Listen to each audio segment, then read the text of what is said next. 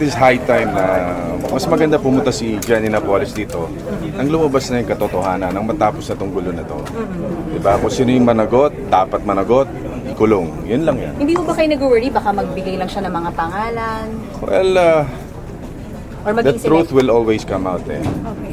The truth will always prevail. At mas maganda na yung lumabas ang katotohanan nang matapos ng gulo na to. Dahil masyado na maraming nadadamay, masyado maraming pangalan na nadudurog at isa na ako doon.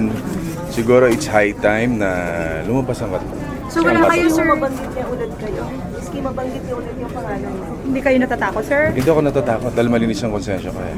Kaya nga sa dami ng ayoko magsalita, antayin na lang natin yung tamang oras.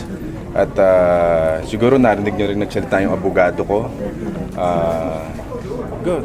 Sir, kapag Dating yung tamang oras para dyan. Sir, kapag nagbotohan kayo sa caucus, sir, ang boto mo papuntahin si Napoles dito? Yeah. Sir, paano kung Mas maganda. maging selective siya sa pagbanggit ng pangalan? Hindi ba kayo worried? Siyempre, under na sila ng custody ng administration. Hindi ako natatakot. Yeah, basta wala akong takot. Pag dumating siya, attend din po kayo ng hearing. Ng hearing? Well, isa ako sa ini-implicate eh, di ba? Mas maganda siguro wala ako doon para hayaan natin yung ibang kasamahan natin magtanong at sila yung magpalabas ng katotohanan. Sir, sabi ng ilang senador, political grandstanding daw ang mangyayari if in case.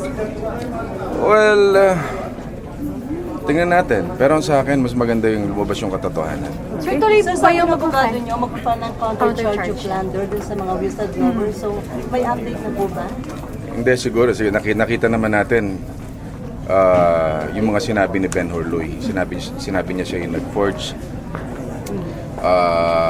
Mas maganda siguro, antayin na lang natin yung tamang oras para dyan. Anyway, nasabi ko naman yung dapat ko sabihin.